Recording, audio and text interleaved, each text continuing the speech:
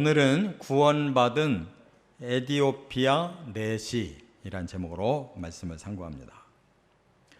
이 에디오피아라고 하는 단어는 이 나라 이름인데 본래 이 에디오피아라고 하는 뜻은 살빛이 검다 이런 뜻입니다. 그래서 이 단어대로 아프리카에 있는 나라고 또 위치는 가장 북단 오른편에 있는 나라가 에디오피아입니다. 이 에디오피아라는 이 이름은 성경에 아주 유구한 역사가 있어요. 이들 민족이 창세기에서부터 그 이름이 나오는데 구스라고 그럽니다. 이 구스는 이 노아의 손자예요.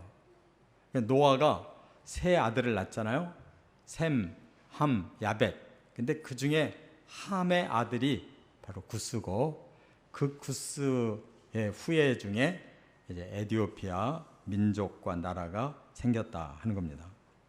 그런데 이 에디오피아라고 하는 이 나라가 이제 두드러지게 이제 역사에 남은 때가 언제냐 하면 이제 BC 천년경 때부터 두드러진 역사가 남는데, 열왕기 상에 보면 이 솔로몬이 얼마나 지혜가 출중한지 그냥 국제적으로 소문이 나서 시바의 여왕이 그 솔로몬을 찾아왔고요. 그리고 그의 지혜를 여러 가지로 이제 테스트를 했습니다. 그런데 너무나 그 지혜가 탁월해서 놀래가지고 바리바리 싸가지고 왔던 많은 선물을 다 주고 갔다 그랬어요. 그 내용은 거기서 끝나는데, 이게 전승이 어떻게 이어지냐면 바로 이 시바의 여왕이 솔로몬의 아이를 낳습니다. 그래서 그 아들이 메넬리크라고 하는 1세인데 그가 에디오피아를 세운 일대 왕이 돼요.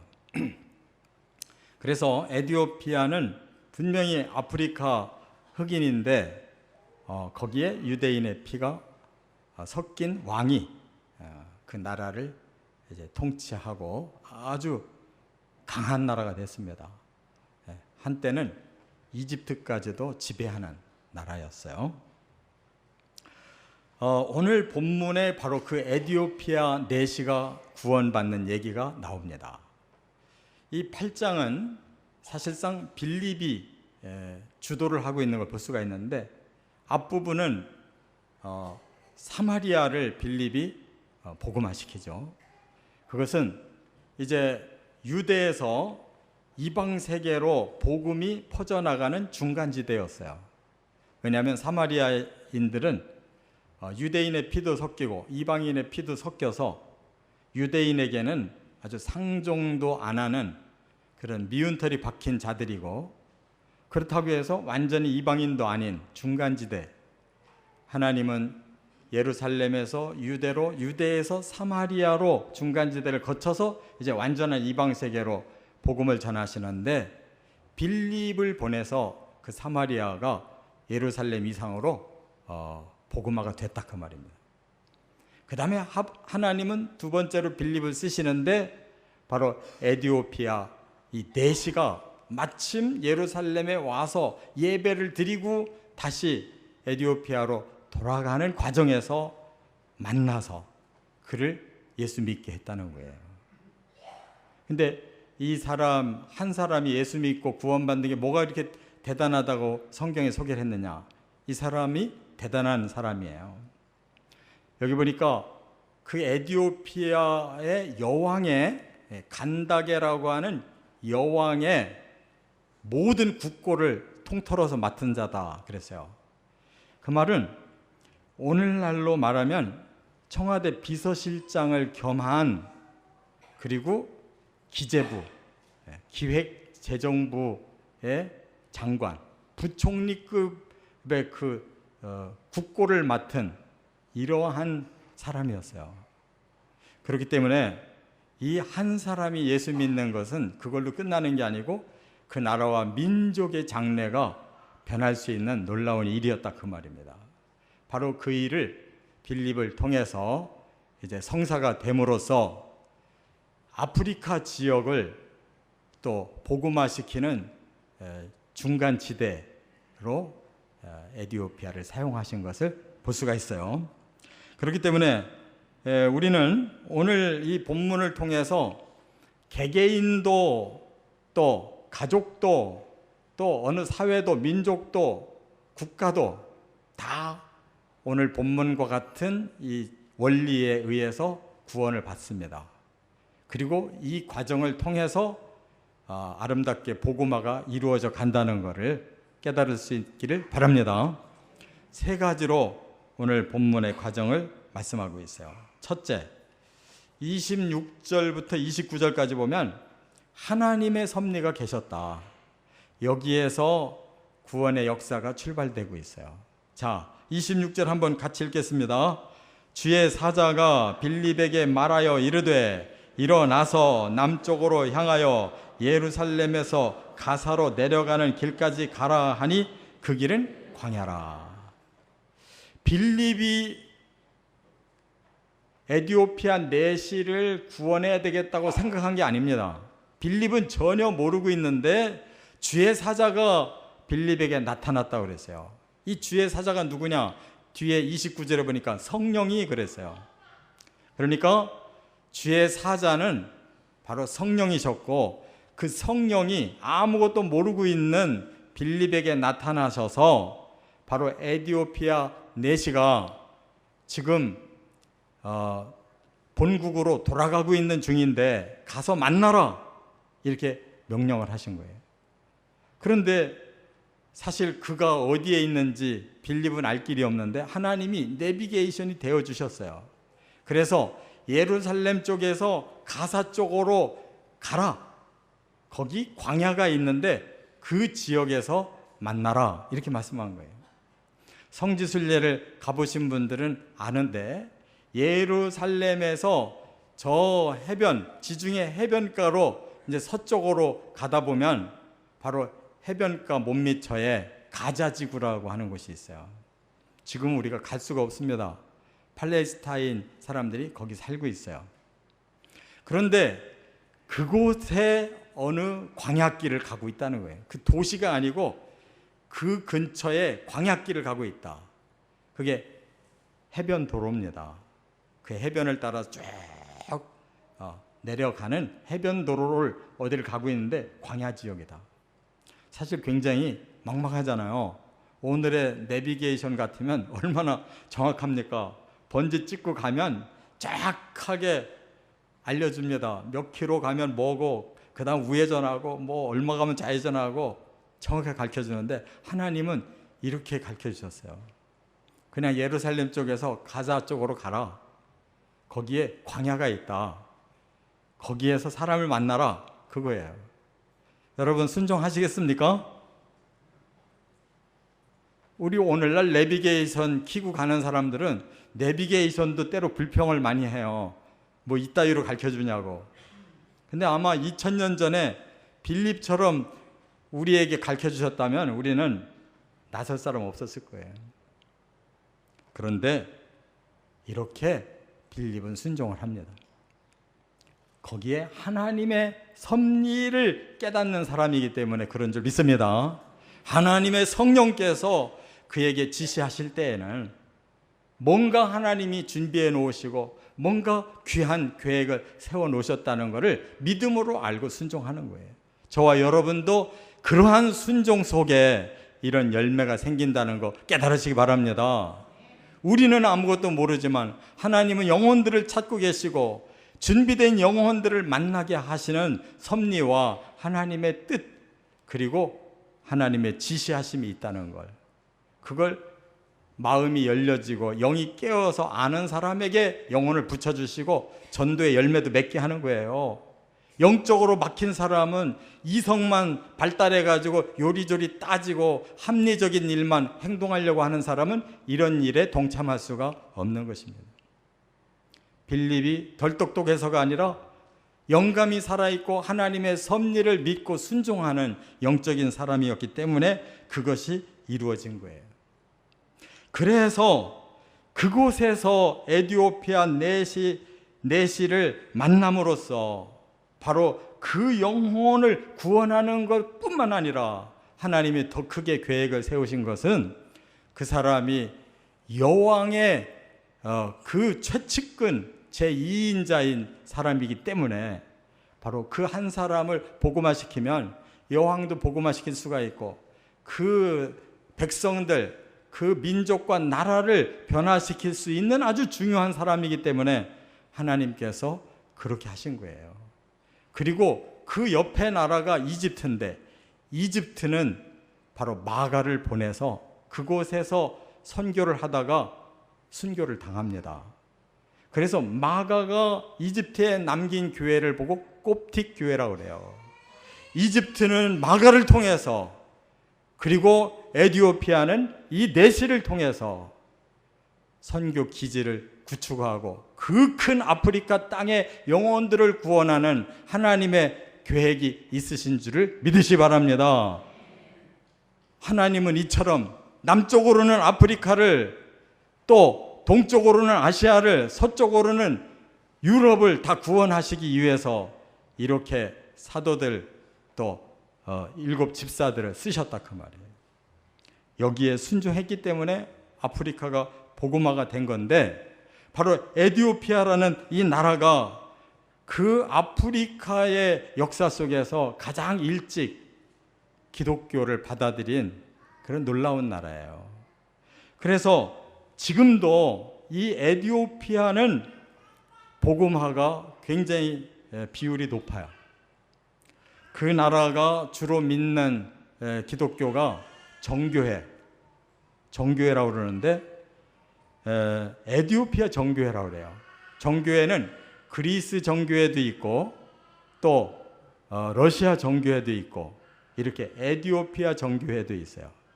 이러한 정교회가 그 로마 카톨릭과 정교회가 이게 크게 양대 산맥을 갖고 있는 거예요. 바로 에디오피아의 이 정교회가 43.5%가 믿고 있어요. 거기다가 개신교 성공회 이러한 개신교의 교회들이 18.6%가 믿고 있어요. 카톨릭이 0.7%가 믿고 있어요. 이것만 더해도 62.8%가 기독교인들이라 그 말이에요. 할렐루야. 분명히 하나님은 에디오피아 내시를 통해서 일찍이 복음이 들어가게 하시고, 그리고 오늘까지도 그 땅에 많은 성도들이, 오히려 한국의 교인들이 그 앞에 말로 우리가 잘 믿고 믿는 사람 많다 소리 할 수가 없는 그런 나라로 지금까지 세워져 있는 것입니다.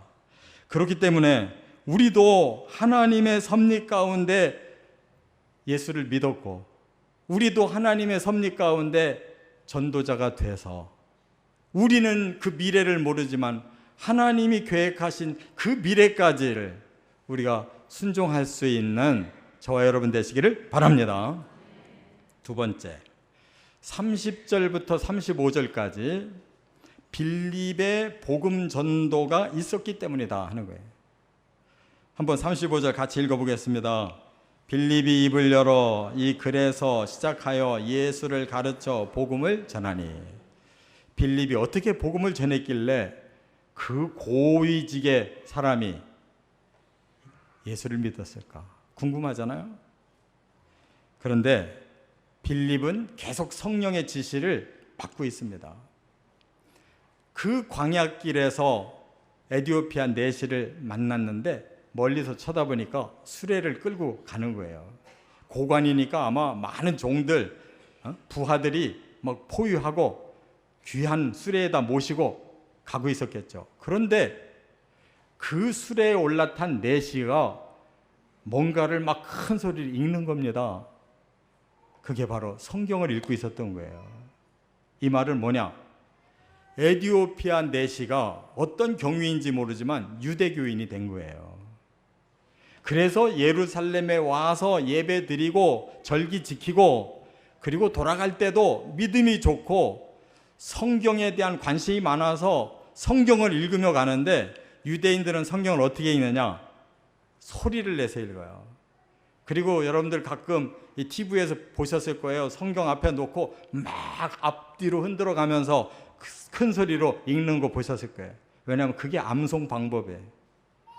그리고 그렇게 열심히 성경을 읽어서 그들이 하나님의 말씀을 아주 그 삶 속에 순종하기 위한 그런 간절한 바람을 가지고 읽어요. 우리처럼 그냥 읽다 졸지를 않아요. 목숨 걸고 읽는 사람들입니다. 이 사람이 그만큼 준비가 되어 있는 거예요. 하나님을 알고 구약 성경을 다 아는 사람이에요. 하나님이 이렇게 준비된 영혼, 그리고 크게 쓰임받을 만한 그릇을 빌립에게 붙였을 때 빌립이 그 앞으로 달려가라 하니까 즉각 달려갑니다.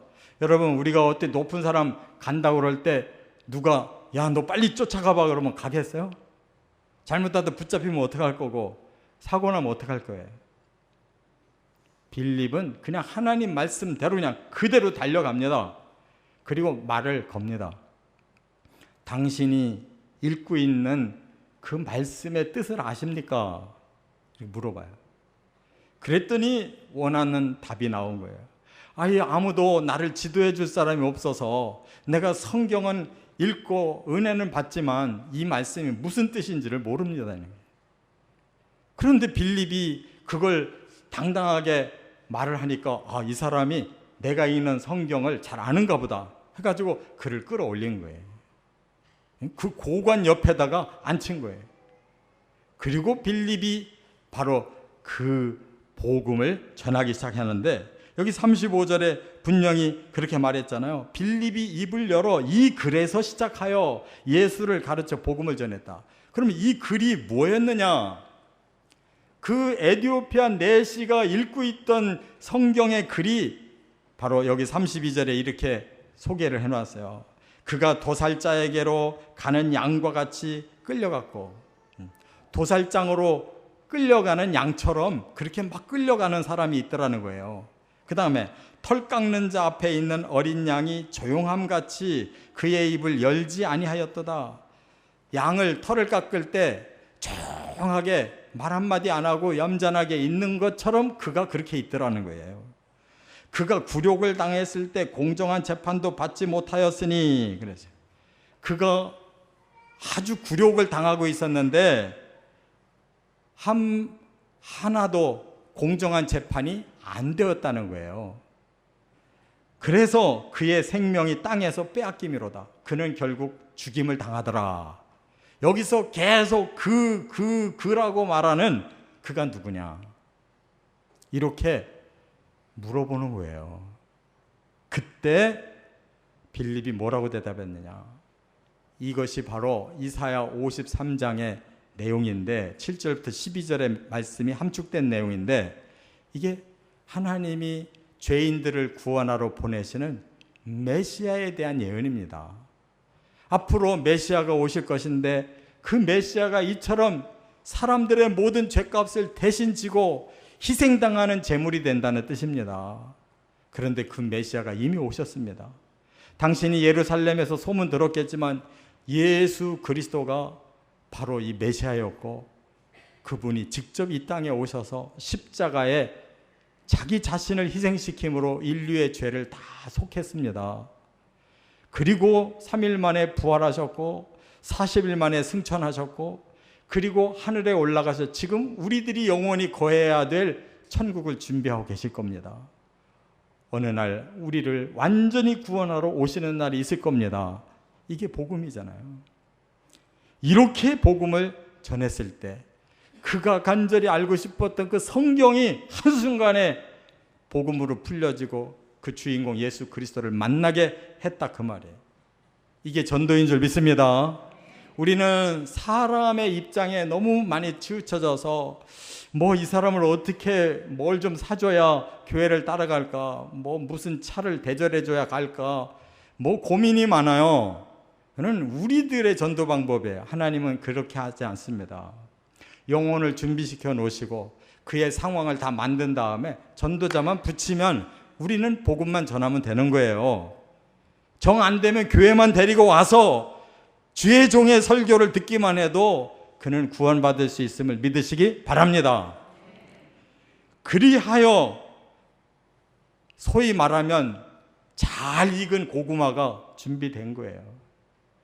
거기에 잘만 찔러보면 바로 복음이 그대로 들어가 버린다, 그런 말씀입니다. 고린도전서 1장 18절에 이렇게 복음을 설명했어요. 십자가의 도가 멸망하는 자들에게는 미련한 것이요 구원을 받는 우리에게는 하나님의 능력이라. 이 에디오피아 내시가 놀랍게 변화되고 예수 믿고 그리스도인으로 바뀐 단 한 가지 사건, 복음을 들었고 그는 하나님의 능력에 사로잡힌 것이에요. 저와 여러분이 가지신 복음이 바로 그런 사람을 구원하는 능력이 있다는 걸 확신하시기 바랍니다. 세 번째, 끝으로 또 한 가지가 필요한 거예요. 36절부터 40절에 보면 내시에 믿음과 영접이 있었기 때문이다 하는 거예요. 36절 한번 같이 읽겠습니다. 길 가다가 물이 있는 곳에 이르러 그 내시가 말하되 보라 물이 있으니 내가 세례를 받음에 무슨 거리낌이 있느냐.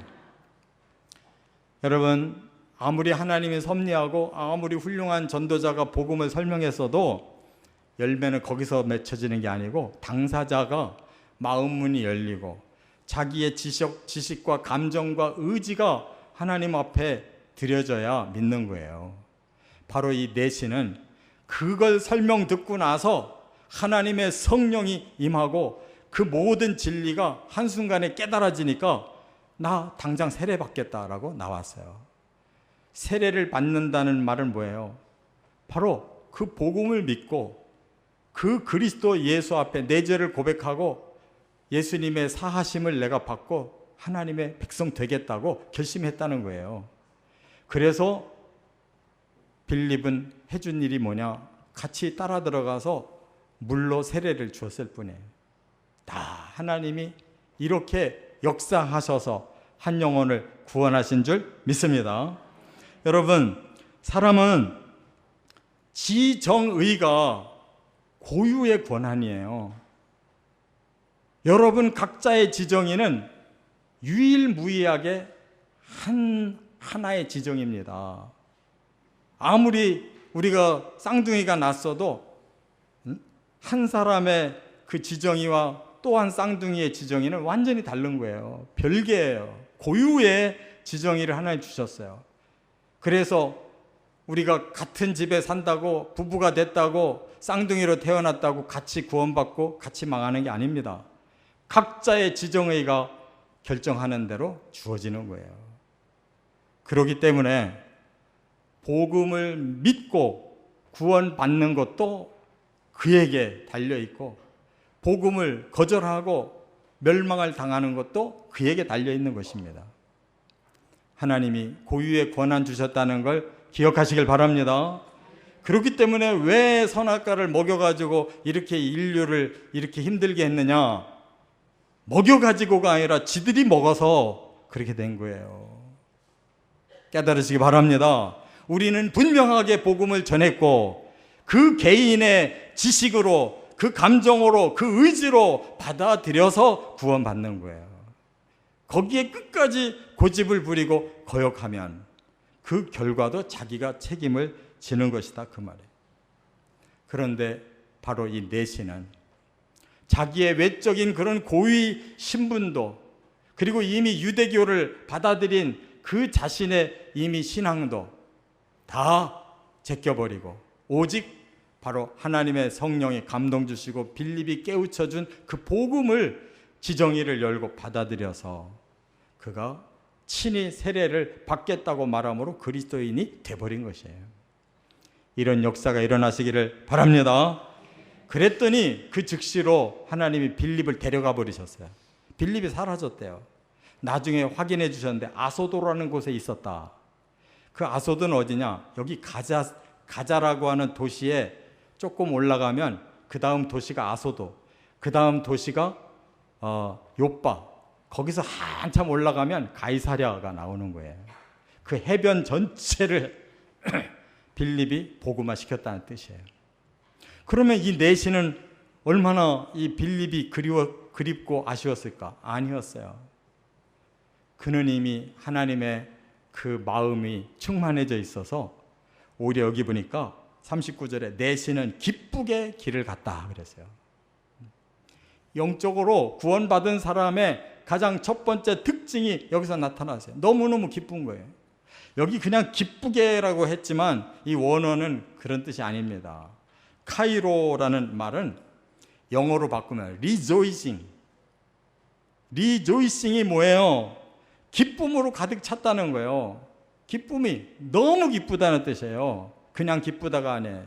그래서 개역 성경이 더 번역이 잘 됐어요. 흔연히 흔연 이렇게 개역은 말했는데 개역 개정 그걸 약화시켜서 그냥 기쁘게 그랬어요. 아니에요. 흔연이라는 말은 기쁠 흔자에 불탈 연자예요. 막 너무 기뻐서 불타는 것 같은 거예요. 그게 원어 카이로의 뜻이에요. 예수 믿고 나면 그런 기쁨이 세상에서 경험해보지 못한 그런 놀라운 서프라이즈가 일어나는 거예요. 깨달으시기 바랍니다. 사도행전 13장 52절에도 이렇게 말합니다. 제자들은 기쁨과 성령이 충만하니라. 이 두 단어로 더 이상 다른 단어를 쓸 필요가 없어요. 예수의 제자가 되면 바로 그 기쁨이 있고 그 성령의 충만함으로 족한 것입니다. 이제 말씀 정리합니다. 우리들의 삶에 이러한 하나님의 섭리가 있습니다. 그래서 우리도 예수 믿은 것입니다. 그래서 예수 믿는 사람들을 가까이에 바로 믿을 수 있는 기회를 주시는 거예요. 그리고 용감하게 하나님 말씀에 순종해서 빌립이 입을 열고 그 말씀과 복음이 매치되도록 전해줬기 때문에 거기서 복음이 그에게 들어간 거예요. 그 마음이 하나님의 성령의 감동을 받고 스스로 지정의를 열어서 받아들였기 때문에 구원에 이른 거예요.